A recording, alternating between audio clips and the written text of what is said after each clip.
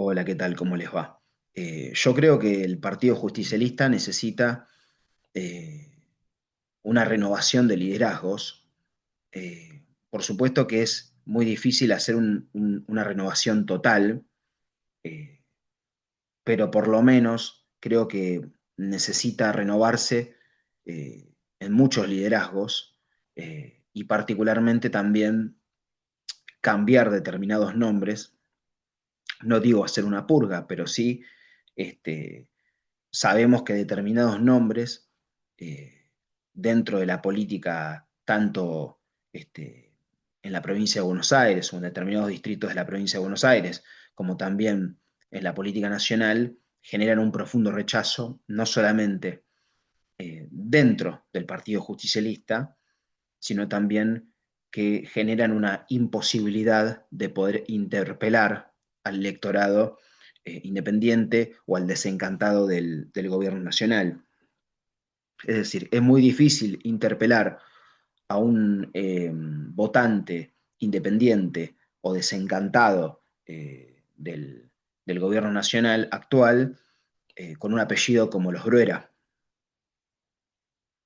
Es decir, si vos le seguís dando pista dentro de un partido este, a, a Gabriel Bruera, por ejemplo, o a cualquiera de los Bruera, eh, con lo que sucedió en La Plata, vas a generar un profundo rechazo, no solamente dentro de muchos electores justicialistas, sino también dentro de muchos sectores independientes y de muchos sectores opositores. Es decir, con un Bruera no vas a interpelar a nadie. Digamos, no lo conozco personalmente al señor Bruera, pero todos conocemos lo que fue la gestión Bruera en La Plata. Es muy difícil interpelar a la otredad con un apellido como Tolosa Paz, no tengo nada en contra de ella, porque no la conozco personalmente, de dialogar y tener un diálogo con ella, pero este, porque quedó muy asociada a lo que fue el gobierno de Alberto Fernández, y no la escuché haciendo muchas autocríticas al respecto. Solo escuché a Zabaleta tratando de decir de que no se hizo una autocrítica, lo cual es razonable por parte de él, aunque no lo conozco personalmente, ni quiere decir que piense igual que él, pero es muy difícil encarar un proceso de renovación con una figura tan identificada con el kirchnerismo como lo es el gobernador Kicillof, porque su paso como ministro de Economía eh, no fue bueno en muchos aspectos, por ejemplo, en el orden macroeconómico. Es decir, yo creo que su paso como ministro de Economía fue un paso que descuidó el problema de la inflación. Al descuidar el problema de la inflación, contribuyó al atraso cambiario, y el contribuir al atraso cambiario implicó un desaliento de las exportaciones, sumado al factor de retenciones, que también es otro desaliento de las exportaciones. Eh, y de esa manera tuviste una economía que iba atrasando el tipo de cambio al descuidar la inflación, o iba profundizando el atraso cambiario mediante eh, descuidar el problema de la inflación. También provocaba que la Argentina dejara de crecer en términos reales, ¿no? Digamos, la tasa de crecimiento de 2012 nos llegó a un punto aproximadamente, y la tasa de inflación de 2012 ya era de dos dígitos, ¿no? Y eso es una tasa de inflación completamente anormal en la economía argentina. Y ni hablar los años donde tuvo mucho protagonismo el ministro Kicillof, los años 2013, 2014 y 2015, ¿no? Si mi memoria no me falla, ¿no? Ahora voy a chequear, eh, a ver si no me estoy confundiendo. Eh, Voy a chequear, estoy chequeando ahora en vivo. Claro, estuvo de 2013 al 2015, ¿no? Antes creo que estuvo, este, a ver, creo que estuvo Vudú, ¿no? Eh,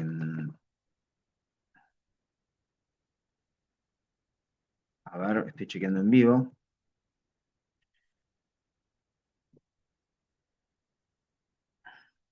Claro, después estuvo Lorenzino.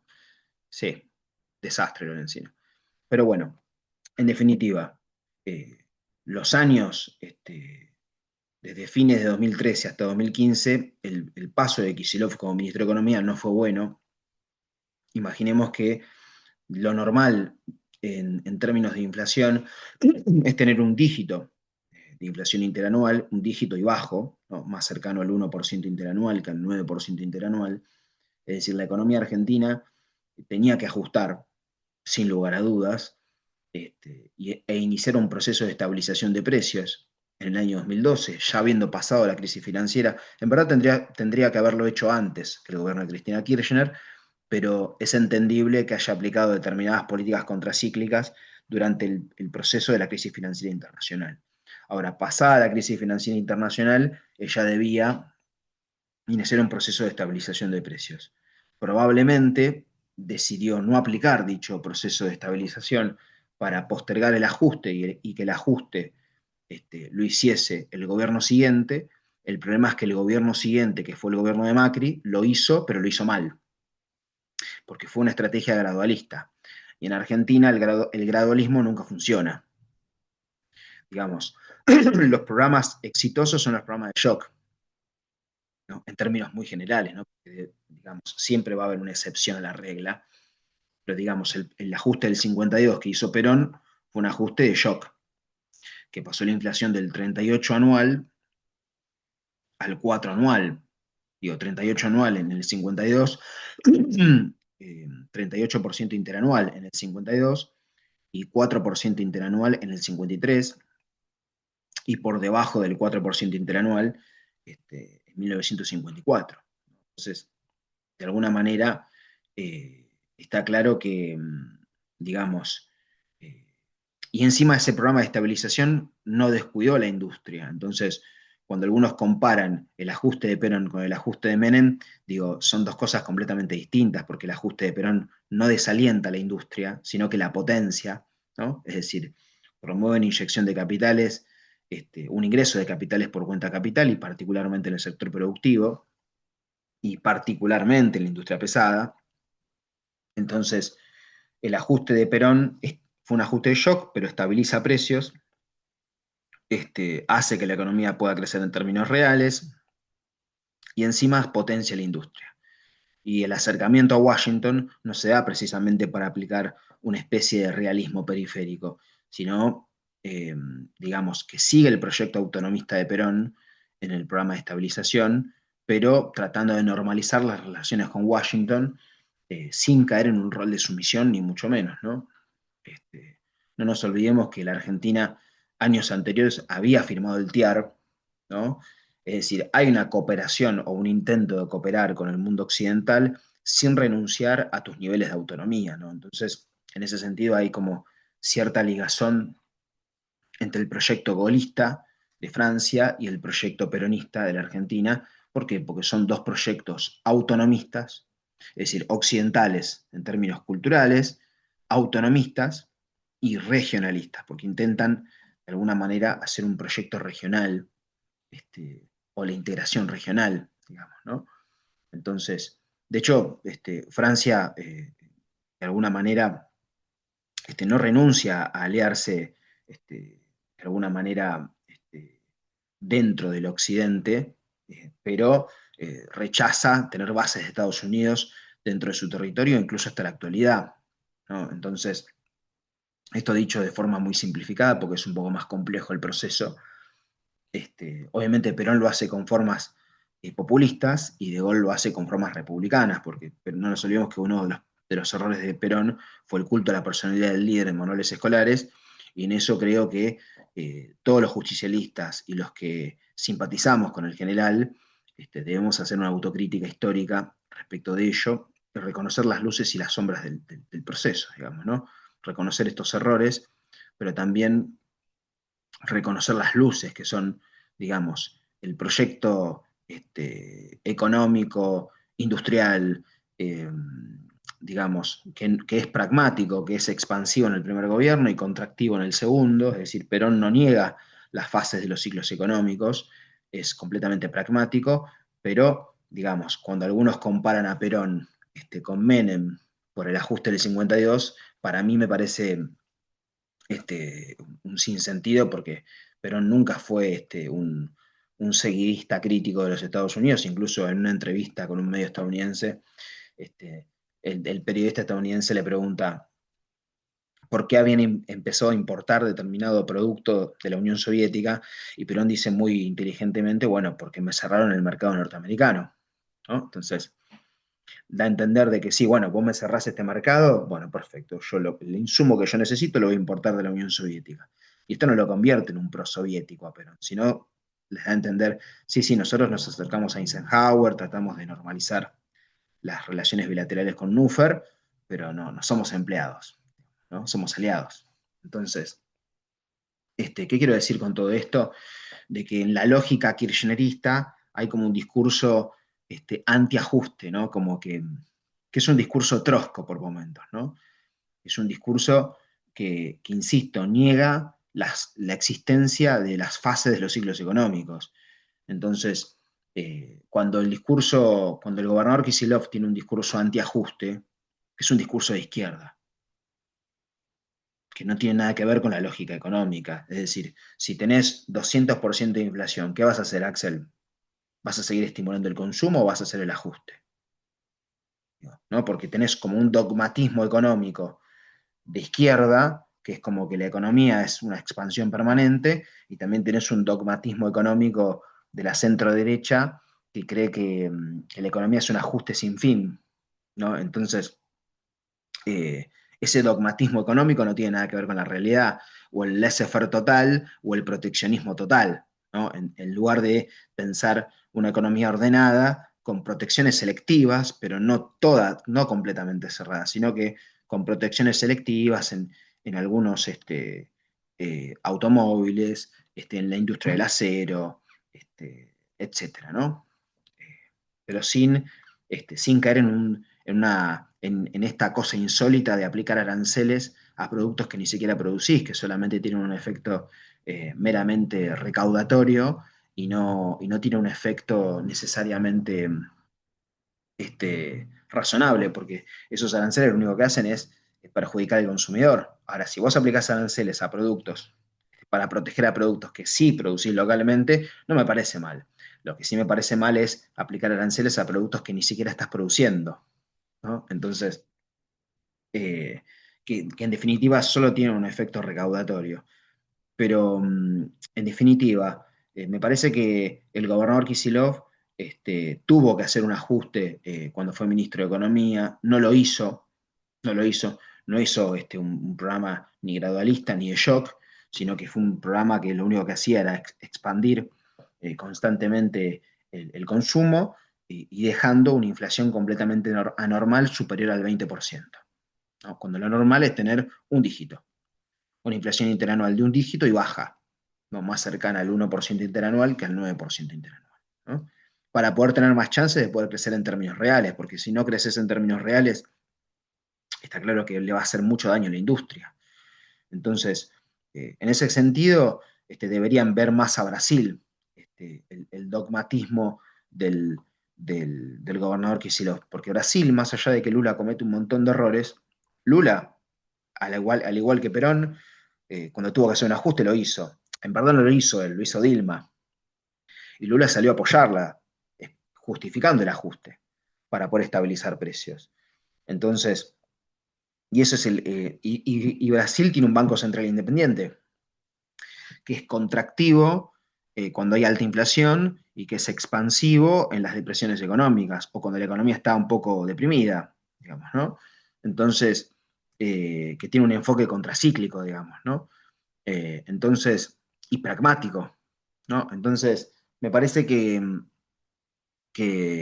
digamos, en ese sentido, el plan real, Brasil, cómo cuida el problema de la inflación para no romper la competitividad cambiaria o no ir mermando demasiado la competitividad cambiaria, para no desalentar las exportaciones, y eso le permite a Brasil tener un alto volumen de exportaciones, aumentar la cantidad de cultivos, porque potencia su sector agropecuario. Entonces, de alguna manera, que es todo lo contrario a lo que hacemos en Argentina, ¿no? Que en lugar de potenciar el sector agropecuario, pero tampoco, es decir, hay que potenciar el agro, sí, pero tampoco hay que descuidar la industria. Entonces, este, porque necesitamos precisamente de las dos cosas y sobre todo diversificar la generación de dólares, porque no puede depender únicamente la generación de dólares de los dólares que genera el agro, porque un día tenés una sequía y ¿qué haces? O no sé, o tu principal comprador decidió comprar más en Brasil o más en otro mercado y bueno, ¿y qué haces? Entonces, tenés ahí una fragilidad y quizá sea bueno esto de potenciar el sector minero, vaca muerta, obviamente sin descuidar el tema de los glaciares, por eso estoy en contra de la derogación este, de la ley de glaciares y el cambio de la ley de glaciares, este, digamos, entonces, de alguna manera, eh, perdón, si dije derogada ley de glaciares, perdón, modificada ley de glaciares, justamente hice una pausa para poder chequearlo, para seguir adelante, pero bueno, estoy en contra de la modificación de la ley de glaciares, es decir, pero de alguna manera la Argentina necesita diversificar su generación de divisas para no depender exclusivamente del agro por los factores antes mencionados. Entonces, creo que el gobernador Kicillof no hace una autocrítica de lo que fue su paso por el Ministerio de Economía. Lo único que piensa es, si llega a ser presidente, es un programa de recomposición salarial, que obviamente está bien poder recomponer los salarios, pero si venís de índices de inflación en lo que, digamos, en lo que tenemos hoy en día, lo que tenemos hoy en día en 2 meses de inflación, lo deberíamos tener en un año entero. Entonces, si todavía no estabilizaste precios y vos propones o tenés, digamos, en tu cabeza un programa de recomposición salarial, bueno, ¿vas a mejorar el poder adquisitivo? Sí, pero todo eso se verá a precios. Entonces, y obviamente se va a profundizar, digamos, el romper la competitividad cambiaria, se va a desalentar al sector exportador y vas a tener el mismo problema de siempre, que es que la Argentina gasta más dólares de lo que genera. Entonces, sin lugar a dudas es necesario un programa de estabilización que no descuide la industria. Yo creo que el actual programa de estabilización del gobierno es un programa de estabilización que descuida la industria. Entonces, en definitiva, si la renovación o el proceso de renovación va a ser con apellidos como Tolosa Paz, a menos que ella haga un mea culpa respecto de lo que fue su paso como funcionaria en el gobierno de Alberto Fernández, y adopte un rol un poquito más institucional en lugar de decir que en su partido se hace demasiado una práctica íntima, por no entrar en detalles, porque eso es lo que dijo en una entrevista. Me parece que esto requiere de determinada seriedad y no de esos dichos, y mucho menos, digamos, que no tenga ningún tipo de autocrítica respecto de lo que fue, o no la suficiente respecto de lo que fue su paso o su apoyo al gobierno de Alberto Fernández, ¿no? Entonces, me parece que ese gobierno merece todas las críticas posibles, que el gobierno de Kicillof también. Quizá un mérito del gobernador Kicillof haya sido, eh, digamos, en que la justicia norteamericana de alguna manera reconoció la vigencia de la pirámide de Kelsen, ¿no? Entonces, quizá ese es el único mérito que haya tenido, o no sé si mérito, este, pero está así. Lo que quiero decir es que, digamos, tampoco fue todo malo, también hay que reconocer que el kirchnerismo fue muy exitoso en materia de reducción de la deuda externa, en materia de mejora del índice de Gini, pero creo que el segundo gobierno de Cristina fue un gobierno que rompió todos los equilibrios. Quizá ella sí sabía que tenía que hacer un ajuste y decidió procrastinarlo, ¿no? Pero a medida que uno va escuchando con el paso de los años las declaraciones de la expresidenta, me da la sensación de que cuando pasó lo de los errores de Alberto Fernández y ella publicaba cartas, daba la sensación de que no mostraba un perfil de contracíclico, ¿no? Mostraba un perfil de completamente expansivo en una situación de alta inflación. Entonces, quizás sí sabía o quizá no, yo me inclinaría a pensar, quizás sí sabía que tenía que hacer un ajuste, pero conociendo sus declaraciones públicas, pero no sus privadas, porque no dialogo en privado con ella, digo, nunca he dialogado en privado con ella, pero, pero sus declaraciones públicas muestran un perfil expansivo incluso en momentos de alta inflación, ¿no? Y yo como pragmático, creo que hay que ser expansivo cuando hay depresión económica. Y creo que hay que ser contractivo cuando hay alta inflación. Así como creo que hay que ponerse un buzo polar cuando hace 8 grados, eh, o cuando hace mucho frío, y así como también creo que hay que estar en remera cuando hace 40 grados. Entonces, es tan simple como eso, ser práctico, no dogmático, ¿no? Digamos, los que son fundamentalistas de mercado, que creen que el ajuste es para siempre, es como aquellos que creen que hay que usar uso polar en todas las épocas del año, y lo mismo los que creen que la economía es una expansión permanente, me hacen recordar a aquellos que creen que hay que vivir en remera todo el año, y no es así. Entonces, es algo muy de Argentina este dogmatismo económico, o por lo menos que he ido viendo en la clase política. También me parece un poco insólito cuando algunos economistas empiezan a decir, bueno, que salgamos a flotar y donde quede el tipo de cambio queda.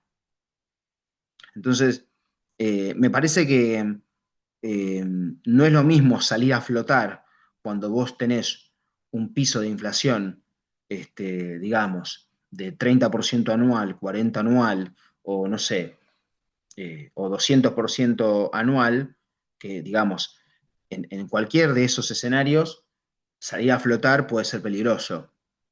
Si la inflación es el 20, el 30, el 40 o el 50 o el 200 anual, salir a flotar en ese escenario es muy peligroso en términos de inflación. Ahora, salir a flotar libremente o con una intervención sucia, o con una flotación sucia, quiero decir, perdón, lo dije mal, o adoptar un esquema de flotación libre o sucia, en un contexto en el cual el piso de inflación es muy bajo, como fue el año 2001, digo, no corres riesgos. Por eso creo que el programa de 2002, o salía a flotar en el año 2002, no corrías un gran riesgo de inflación, digamos, ¿no? Cuando vos tenés una economía completamente deprimida como el año 2001 y salís a flotar, ¿no? Dando un ejemplo, salís a flotar con una inflación como la que tenías en 2001, y de alguna manera, cuando salís a flotar, no salís a aumentar los estímulos al consumo, ni mucho menos, es decir, que tenés una política monetaria muy contractiva. Es decir, los precios suben durante un tiempo y luego vuelven a bajar. Entonces, eso es lo que pasó. De hecho, la inflación, creo que el tipo de cambio pasó de 1 a 1,40 y después de 1,40 a 3,80 aproximadamente, 3 y pico, casi 4, y resulta que la inflación pasó, se levantó fuerte, creo que un 30-40% aproximadamente, números más, números menos, y luego ya para diciembre de 2003, 3% anual. ¿Por qué? Porque no hubo, de alguna manera, un acompañamiento en términos de que devaluaste y al mismo tiempo aumentaste salarios. No. Es decir, ser contractivo para que de alguna manera, digamos, los precios suben, los consumidores no lo convalidan, y de alguna manera los precios bajan, ¿no? Los precios bajan porque, porque tuviste una política monetaria contractiva, ¿no? Al mismo tiempo que saliste digamos, de la paridad cambiaria. Entonces, lo estoy diciendo en términos muy generales para que se explique, tratando de evitar un lenguaje técnico, aunque, digamos, no me sale salir un poco de lo técnico, pero bueno, en definitiva, en términos como muy generales lo estoy diciendo, ¿no? Pero lo que quiero decir es no es lo mismo salir a flotar con un piso de inflación muy alto que salir a flotar cuando tenés, no sé, un dígito de inflación interanual y bajo. Es decir, si vos salís a flotar y la inflación es 2% anual, 3% anual, bueno, no corres grandes riesgos inflacionarios. Ahora, si salís a flotar con 20% de inflación interanual como 2015, o salís a flotar eh, con con un índice de inflación, digamos, muy alto, no tiene ningún sentido. O sea, es pan para hoy y hambre para mañana. Entonces, eh, por eso me llama la atención cómo muchos economistas están constantemente diciendo, no, hay que devaluar, hay que devaluar, hay que devaluar. Bueno, a mí también me encantaría flotar, pero hay que saber cuándo hacerlo. Y hay que hacerlo cuando el piso de inflación sea muy bajo. Y eso implica un shock, ¿no? Y luego, de alguna manera, tener un Banco Central independiente que sea contractivo en momentos digamos, de alta inflación y expansivo en momentos donde se requiere un estímulo al consumo, ¿no? Bajando la tasa de interés.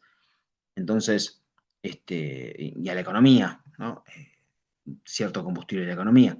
Pero bueno, simplemente eso, me parece que la clase política necesita una renovación, que creo que este orden macro debe trascender a los partidos de turno, que creo que no creo en el liderazgo de Kicillof.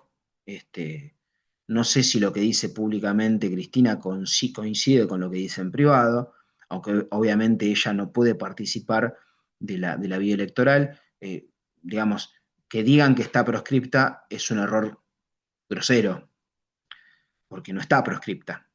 Quien estuvo proscripto fue Perón, ni se lo podía nombrar. Entonces ella está condenada por sus causas personales, pero eso no implica un proceso proscriptivo, ¿no?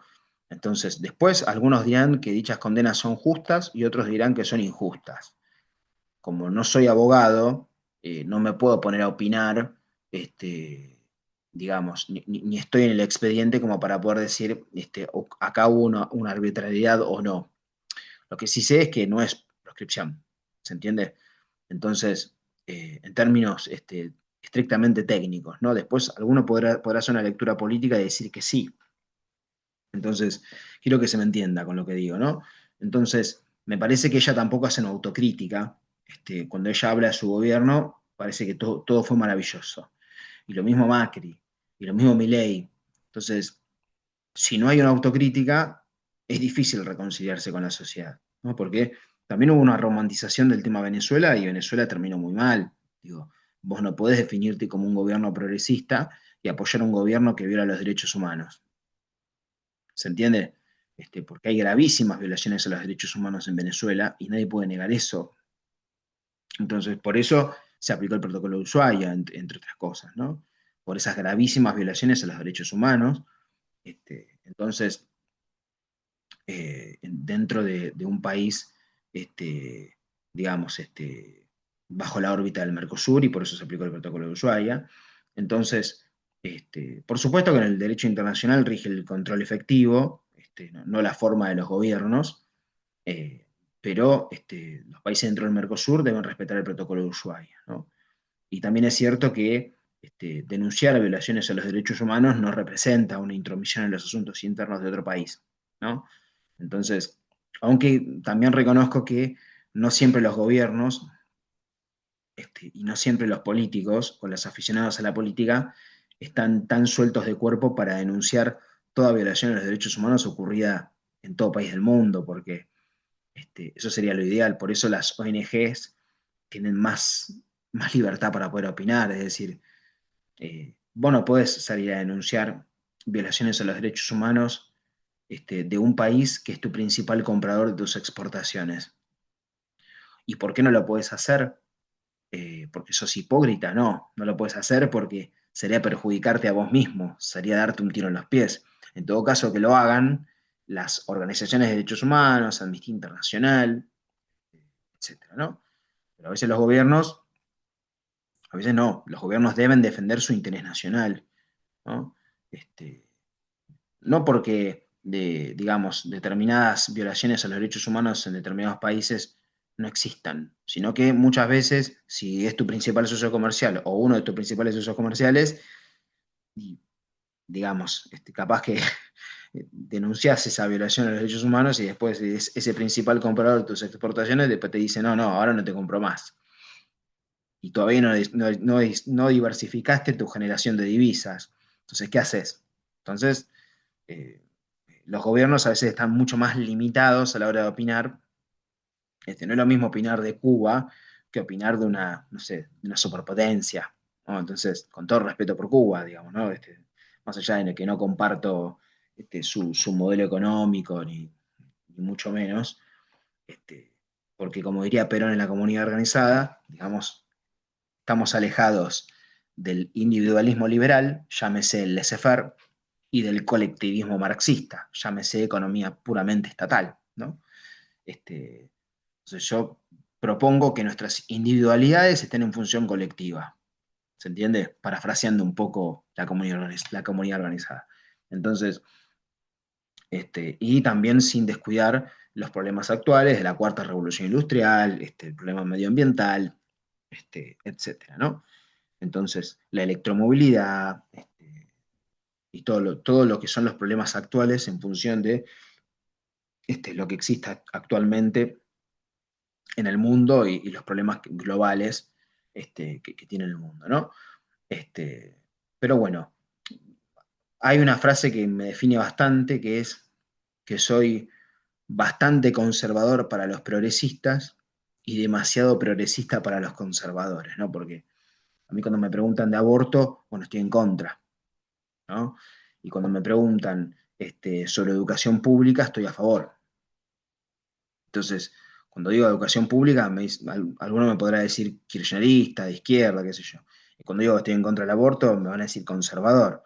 Y cuando digo que quiero orden en las calles, me van a decir que soy conservador. Entonces, yo creo que el protocolo antipiquete está bien, pero creo que debe tener algunos matices. Es decir, no puede permitirse que 20 personas te corten la 9 de julio, pero tampoco puede permitirse, de alguna manera, es decir, que se ataque a adultos mayores, porque se atenta contra la integridad física de los mismos. Entonces, es decir, no puede permitirse que 20 personas, que 200 personas corten la 9 de julio. Si quieren manifestarse en contra del presidente, lo pueden hacer en Plaza de Mayo sin cortar la calle, ¿no? Este, la única forma de no aplicar el protocolo antipiquete es cuando es una manifestación masiva. Bueno, ahí sí, no debe aplicarse el protocolo antipiquete, pero sí debe aplicarse cuando hay un grupo minúsculo que corta la 9 de julio, por ejemplo, ¿no? O una calle en particular, ¿no? Ahí sí debe aplicarse el protocolo antipiquete. Eh, no cuando es una manifestación masiva, no cuando hay niños, no cuando, digamos, hay adultos mayores, es decir, hay que tener determinados cuidados, ¿no? Porque hubo un video una vez de una marcha en la cual alguien de la Federal tira a una señora, es bastante grave ese video. Entonces, ¿por qué digo todo esto? Porque el artículo 14 habla de la Constitución, habla del derecho de peticionar ante las autoridades, cosa que está muy bien, ¿no? Y también el derecho de transitar. Entonces, tenés que garantizar ambos derechos, ¿no? Entonces, por eso me gusta el orden en las calles, ¿no? Y digo porque yo lo he sufrido en carne propia, de ir hasta Buenos Aires para, no sé, estudiar, etcétera, y este, encontrarme en el medio del 9 de julio y llegaba tarde, entonces era un desastre, ¿no? Y generalmente grupos trotskistas que siempre te cortan, entonces a mí los troscos y los libertarios no me van. Así que bueno, simplemente eso. Y cuando digo que estoy en contra del aborto, sí estoy en contra del aborto, pero yo no te voy a imponer mis creencias religiosas a vos, ¿no? Entonces, es decir, yo estoy en contra del aborto en el sentido de que si fuese mujer yo no abortaría y que recomiendo a las personas que no realicen esa práctica, ¿no? Entonces, en público y en privado. Pero yo no te puedo imponer mis creencias. Entonces, por eso soy un católico secular, ¿no? ¿Qué quiero decir con esto? O cristiano secular. Cristiano en el sentido de seguidor de Cristo, ¿no? Este, digamos, ¿no? Porque el cristianismo tiene muchas ramas, ¿no? Pero me parece que de alguna manera eh, una cosa es tener tus creencias y otra cosa es imponerlas, ¿no? Entonces, eh, yo no te puedo imponer mis creencias. Lo que sí creo que recomiendo, digamos, porque abortar a veces puede tener consecuencias psicológicas en la persona que practica el aborto. Entonces, creo que antes del aborto hay un montón de métodos anticonceptivos, digo, hay preservativos, hay pastillas anticonceptivas, etcétera, ¿no? Eh, digamos, si agotaste todas esas instancias y te embarazaste igual, recurrir al aborto como la primera instancia anticonceptiva me parece una irresponsabilidad total, porque yo he escuchado a mujeres, a unas pocas mujeres he escuchado decir, no me cuido, total, después aborto. No es así. Entonces, lo que sí no tengo objeciones es para el aborto en casos de violación, me parece que es completamente legítimo si la mujer decide no avanzar con ese embarazo, porque imagínate parir a una persona con el rostro del violador, me parece que no podés superar el trauma y bueno, cada persona es libre de hacer con su cuerpo lo que quiera, ¿no? Es decir, yo recomiendo no practicar el aborto. Ahora, yo no te lo voy a imponer, no te voy a imponer mis creencias. Voy a respetar tu decisión. Te voy a aconsejar a que no lo hagas, pero voy a respetar tu decisión. ¿Se entiende? Entonces, simplemente eso. Por eso hablo de un catolicismo secular, ¿no? No te voy a imponer la educación religiosa, pero si la querés tener, por eso me gusta el modelo italiano, ¿no? El modelo italiano que tiene educación católica voluntaria, ¿no? Es decir, no puede ser que la educación católica sea solamente el privilegio de quien tiene dinero, ¿no? Entonces, y más considerando que en nuestro país, digamos, el 60%, más del 60% de la población es católica. Digo, bueno, me gusta la educación católica voluntaria, ¿no? Digo, como tema de discusión, ¿no? Me parece interesante, ¿no? Entonces, el que quiere, ¿no? Tiene educación católica accesible, voluntaria, no imponerla, ¿no? Entonces, catolicismo secular, ¿no? Así que bueno, simplemente eso. Creo que es el modelo italiano, de hecho, pero bueno, que mezcla una tradición laica y sin renunciar a sus raíces históricas, digamos, ¿no? O católicas. Por eso, educación católica voluntaria, no obligatoria, ¿no? Hoy en día no tenemos educación eh, católica voluntaria, no la tenemos en el sector público. Deberíamos tenerla, ¿no? Creo yo. Entonces, alguno podrá decir que está en contra y es válido, ¿no? Después, si alguna vez llego a ser presidente, el Congreso votará y si gané, gané, y si perdí, bueno, son las reglas de la democracia. Pero bueno, también el aborto, o sea, o sea, cada uno hace lo que quiere, digamos. Me parece que el que lo quiere realizar, lo realiza. Yo recomiendo que no. Yo recomiendo que no.